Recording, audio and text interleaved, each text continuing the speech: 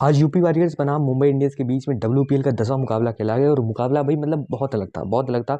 शुरुआत में मुंबई इंडियंस ने टॉस जीता और जब टॉस जीत के भाई गेंदबाजी ली तो यहाँ तक लग रहा था कि लगता है कि मुंबई इंडियंस ये मैच जो है अपने नाम कही जाएगी, अपनी मजबूत बॉलिंग अटैक से यूपी वॉरियर्स जो है वो खत्म कर देगी। लेकिन ऐसा कुछ नहीं हुआ। हाँ, इतना जरूर हुआ कि जो है यूपी वॉरियर्स जो है अपनी जब शुरुआत ही करती है तो शुरुआती में ही गोल्डन डक पे ही पहले ही गेंद गोल्डन डक पे उनका जो है ओपनर आउट हो जाता है। लेकिन उसके बाद यूपी वॉरियर्स संभल जाती है, उतना संभलती है कि आखिर तक आते आते 187 रन पीट देते हैं। और जब गेंदबाजी का आलम आता है, यूपी वॉरियर्स जब अपनी गेंदबाजी खोलती है, अपनी गेंदबाजी पारी का जो पासा पलटती है ना भाई, जो और उसके बाद जब अपनी गेंदबाजी पारी की शुरुआत करती है तो मुंबई इंडियंस वालों को 165 पे रपेट के दे देते हैं और अपनी कहानी की समापन कर देते हैं और लगभग 22 रन से इस मैच को जीत लेते हैं मतलब।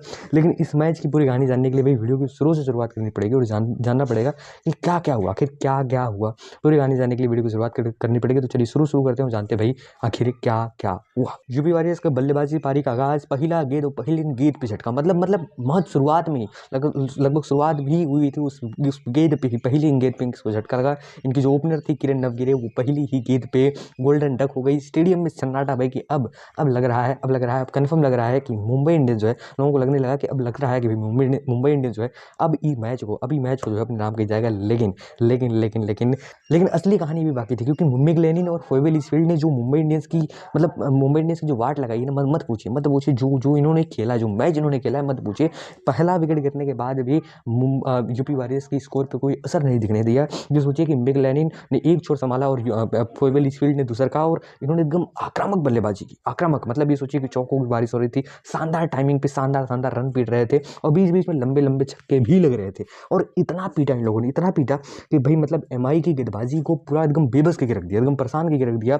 एक समय में यूपी वॉरियर्स की जो ये हालत है कि गोल्डन डक पे उनके जो है ना बल्लेबाज आउट हो रहे हैं, ओपनर आउट हो रहे हैं, उन्हें उस स्थिति से निकाल के, ये दोनों जो है उस स्थिति से निकाल के आपस में लगभग 119 रन की साझेदारी कर लेते हैं, पार्टनरशिप कर लेते हैं और मुंबई इंडियंस को मतलब यूपी वॉरियर्स को 124 रन पे पहुंचा देते हैं, 124 रन पे। और यहाँ तक मैगलेनिन जो है वो 45 गेंदों में 70 रन पीट देते हैं और लिचफील्ड जो है 37 गेंदों में 61 रन पीट देती है। मतलब एकदम अलग ही कहर बरपा रही थी, चाहे लिचफील्ड हो चाहे मैगलेनिन हो। उसके बाद ये सब आउट होती हैं और अंत में जो कुछ मैच बचा था, कुछ ओवर्स बचा था, उसे यूपी वॉरियर्स के फिनिशर्स ने भाई एकदम फिनिश करके रख दिया। हाँ, रन रेट थोड़ा कम हुआ, लेकिन फिर आखिर तक आते आते हरलीन देओल और ट्रॉयन ने संभाले, तेजी से रन बटोरे, कुछ अच्छा खासा शॉट्स लगाए गए और जिसकी बदौलत जो है यूपी वॉरियर्स 20 ओवर के अंत तक 8 विकेट गंवा के 187 रन का एक मजबूत, एक लड़ने लायक, एक कम्पिटिटिव स्कोर खड़ा कर दिया मुंबई इंडियंस के साथ सामने। और मुंबई इंडियंस अगर एक अच्छी खासी बल्लेबाजी हो जाती भाई तो इस मैच को अपने नाम कह सकते थे। इन लोगों को 188 रन का टारगेट मिला, लेकिन ये लोग उतना बेहतर नहीं कर पाए। मतलब ये सोचिए कि मुंबई इंडियंस जो है वो मैथ्यूज और सजना के दम पे भाई अपनी ओपनिंग पारी की शुरुआत करती, लेकिन भाई शुरुआत ही नासुर हो जाती, शुरुआत ही खराब हो जाती है। और जब एक बार खराब हुई ना, वो सही हुई ही नहीं। बीच में कहीं शुरू हुई, बताऊंगा, बीच में कहीं से हुई, लेकिन शुरुआत में भाई एकदम पलिद्दा निकल गया।